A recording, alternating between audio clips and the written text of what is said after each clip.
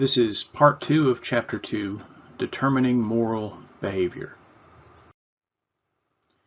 So now we're going to discuss utilitarianism as an ethical system. Essentially, its idea is that whatever action accomplishes the greatest good for the most, then it is a moral act. It's considered a teleological system in that it is the basis is if it's a good action, then we evaluate that based upon the consequences of that action. Best way to think of this is that the end justifies the means. And this is in contrast to a deontological system that we discussed earlier, where the focus is on the intent or motive of the actor in terms of making a moral judgment. Utilitarianism, considered by many to have been founded by Jeremy Bentham, essentially the focus is that the morality of the action is determined by how much good it does for the majority of society. And like other ethical systems, utilitarianism has its critics. One was the criticism that all of what its proponents defined as pleasures or benefits were not necessarily of equal value. In other words, art is different than food. Even though both of these things are useful, some believe that art is a higher form of benefit to society than food, and there cannot be so much agreement on which is the better pleasure or which is the better benefit. But a more serious problem with utilitarianism is that if we presume that a moral act can be judged on its end result, then we also presume that we can predict the consequences of our action. These lots of examples, but one in particular is the assumption that if someone had killed Hitler before the Holocaust, then they would have prevented the Holocaust. Therefore, killing Hitler under the utilitarianistic ethical system would have been a moral act. The problem is we know that human behavior is complex and future events are difficult to predict, and so we can't necessarily know that killing Hitler would have prevented the Holocaust. Someone else may have come up in his place. The text also gives an example of if people are stranded in a situation where they only have so many days to live, they may choose to kill the weakest among them to preserve food rations. And so that would be deemed a moral act because the consequence would be preserving the lives of more people at the sacrifice of one. The problem with this thinking, of course, is it's really impossible to know how long the resources would have held out, and it's impossible to know whether all of them would have been rescued in time and whether it was ultimately necessary to kill one of them for the benefit of the survival of the others. And this goes along with the other criticism in that utilitarianism places the benefit of the many over the rights of the individual. There is benefit to the society as a whole, therefore acts against the individual that would normally seem unjust can be justified. The text identifies two forms of utilitarianism: act utilitarianism and rule utilitarianism. And the difference between them is this. Act utilitarianism judges conduct based upon the evaluation of that act in that particular situation at that particular moment in time. So, in other words, whether an act is moral or not depends just on that act in that situation of time. And the example given in the text is that it's okay for someone to steal food if there's no other way to get that food and they need to eat or they need to feed others. And so especially if that act benefits more people than the individual, then it's considered a moral act. Compare that with rule utilitarianism, which judges an action not just on that situation, but from that moment in time going and forward. In other words, if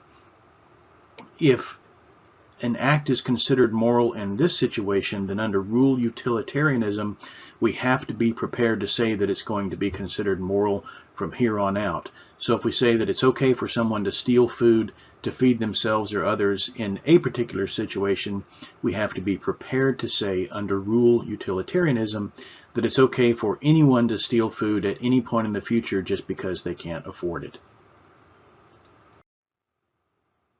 So now let's look at the ethical system known as the ethics of care. This system is really essentially rooted in human perceptions of emotion and need versus human reason. It prioritizes human relationships and needs over individual rights. It focuses on emotion rather than what is rational. In fact, it's been described as a feminine morality, noting by some that women in society tend to be the childbearers and keepers of the home and are therefore more greater sensitive to needs and to emotions. Jean-Jacques Rousseau, a major proponent, quoted as saying, "What I feel is right, and what I feel is wrong is wrong."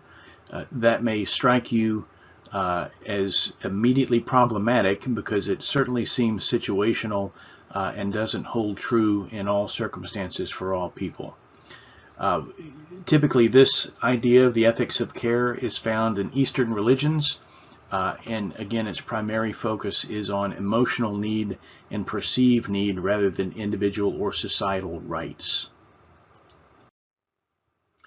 The ethics of care ethical system is identified in the criminal justice system in a few ways. One is that it takes more of a rehabilitative approach rather than a punitive approach towards criminal behavior, and it is also the basis for many of the restorative justice models in that it seeks to find the greatest good for all involved, not only the offender, the lawbreaker, but also the victim as well. It's identified with this concept of peacemaking justice, or the peacemaking process that attempts to bring all parties in a situation together to resolve a conflict or to make a moral judgment that will accomplish the greatest good for all of those involved. It focuses on ideas such as connectedness with one another, the idea of caring for our fellow man and woman, and that we're mindful of other people's needs in all situations. The goal is to identify everyone involved in a decision, everyone involved in a situation, and make the judgment that will maximize the benefit to most people involved. Obviously, this can become very problematic because very often the needs and desires of individuals in a situation of conflict are opposite of one another. And so the idea of always being able to find an ethical solution that is beneficial to all involved can be very difficult. Now we look at this idea called egoism, which we define as simply the belief that what's good for one's own survival and personal happiness therefore must be moral. It operates on the idea that people are naturally going to pursue conduct that benefits themselves at the expense even of other people involved in a system. And as we moved along, we said that one of the requirements of an ethical system is that it cannot be self-serving, that ethical systems have to focus on the benefits of others. So the question is egoism an ethical system or not? The answer tends to be that it cannot be simply by definition. A couple of types of egoism. Psychological egoism, identified in the text, is the idea that people are naturally egoist. We're self-driven. We pursue what is in our own best interest. That's not a surprise to anyone. It's contrary to some prior beliefs that we're born as a blank slate and we acquire morals. Under psychological egoism, the idea is that we're naturally going to seek our own benefit, even if that is at the expense of others. And that is consistent, at least, with the idea under biblical Christianity that people are born in sin and are naturally inclined to pursue their own interest, even if it does cause harm to others. enlightened egoism, another type of egoism, essentially expanding on psychological egoism, in that the idea is that someone is going to act in their own best interest and in their own welfare, but with the foresight to know that their conduct now can have long-term results. And so under enlightened egoism, the idea is that someone is not only going to act in their interest on an immediate basis, that they will also want to engage in good conduct that will benefit others, but only to the extent that that good conduct in benefiting others will somehow be reciprocated on them in the future. The perfect example is that someone needs you to help them. Well, you're going to do them a favor and provide that assistance to them. But with the pervasiveness of egoism at play, then your act is not altruistic, it is self-serving, because you're doing this good deed not necessarily to help the friend, but knowing that then the friend's going to owe you one and will be more inclined to help you in the future when you ask.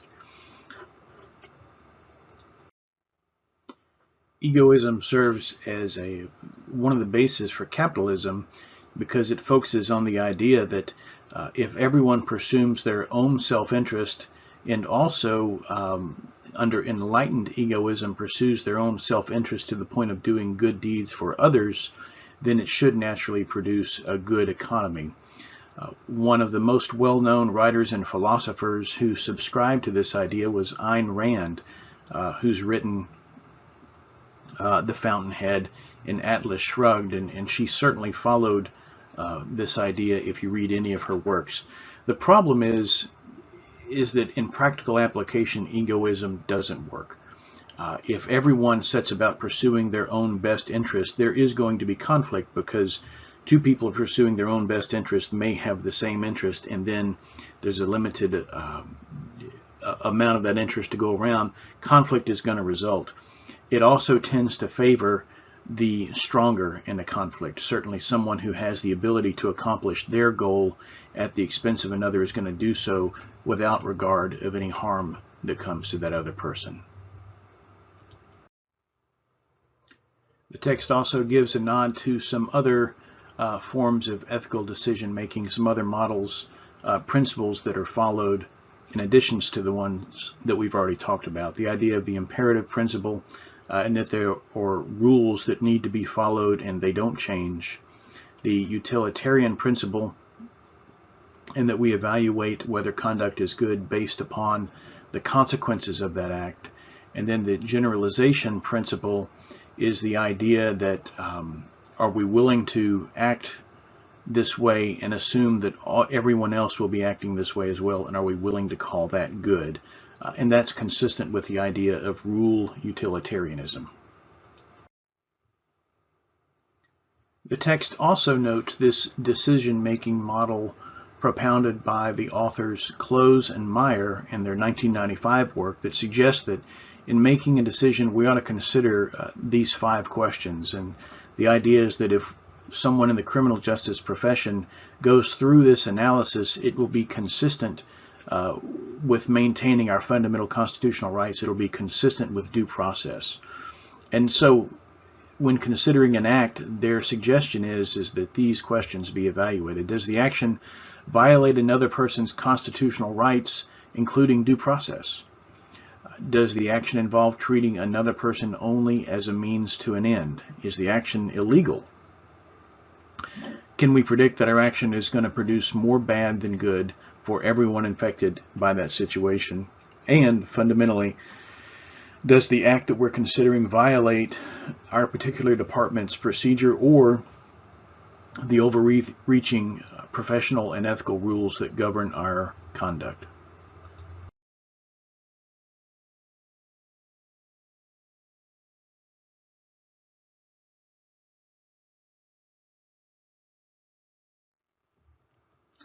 Next, the text looks at relativism and universalism and essentially compares the two. So relativism is the idea that things that are good and bad change depending on the person asking the question, depending on the individual or the group making the decision. Relativism is the idea that there are no moral absolutes and the decision about whether what is right or wrong changes between time and place and people. This idea of cultural relativism simply then defines what's good as what is appropriate in that particular society. It's recognized that there are very few universals that transcend across cultures throughout the world, but there are some. And so typically, cultural relativism is going to be looking at saying this: something is good if it contributes to the health and survival of that particular society. The problem with relativism is that it is situationally dependent, and just like it is opposite of universalism, it can't be relied upon from situation to situation.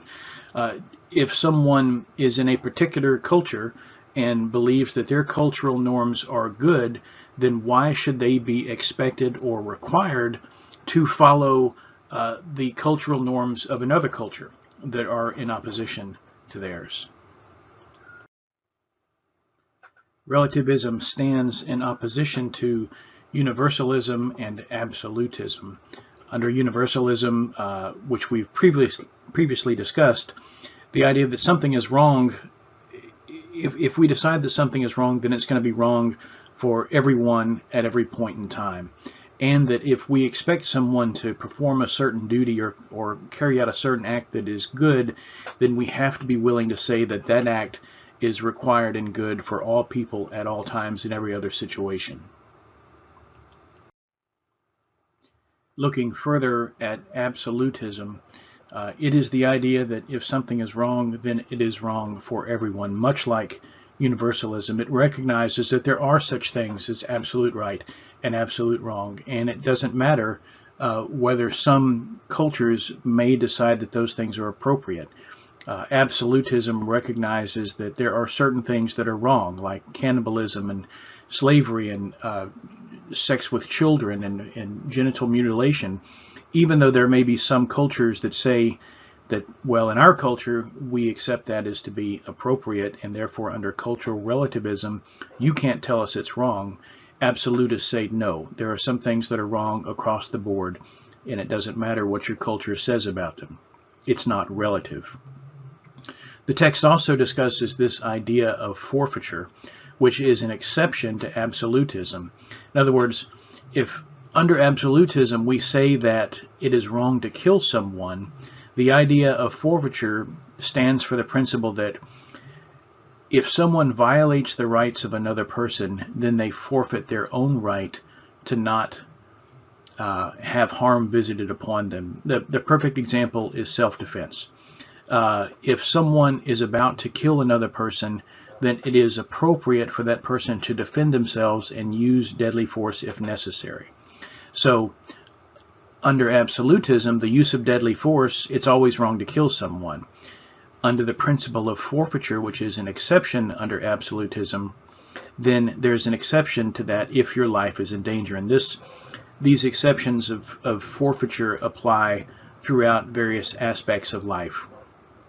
As with every ethical system, absolutism has its critics, and certainly the critics of absolutism say this idea of forfeiture is basically making an excuse for a fundamental flaw in the ethical system of absolutism. And finally, in this chapter, we look at the topic of situational ethics. Now, this is often a term used similarly to relativism or moral relativism, and used critically. In other words, the critics of relativism and moral relativism use situational ethics in a negative sense, but it can be distinguished as applied in our text. And essentially, it's the idea that there are some situations that are governed by absolute rules, regardless of the facts at play.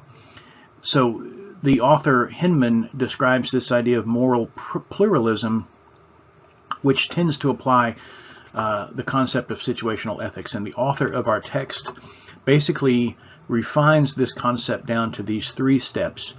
And the idea that considering all of these various ethical systems out there, we can look at these 3 steps and come up with a fairly useful tool in resolving ethical dilemmas. So the first is to recognize that there are basic principles of right and wrong that transcend cultures, that transcend ethical systems. There are some things that we inherently believe are right and wrong. They tend to be universal.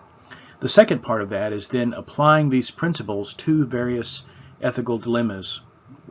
And finally, the third step is then recognizing that using these principles may mean that we get different results in different situations. And so we take these universal absolutes, we apply them to whatever ethical issue we're examining or whatever ethical dilemma we have to resolve. We consider in that particular situation the needs and concerns and relationships of those involved, the resources that they have, the particular weaknesses and strength of those parties, and we use these fundamental concepts of right and wrong to try and resolve those issues. The text suggests that this is probably the most useful tool in resolving ethical dilemmas, and as we see throughout the rest of this course, I think that the author's probably right.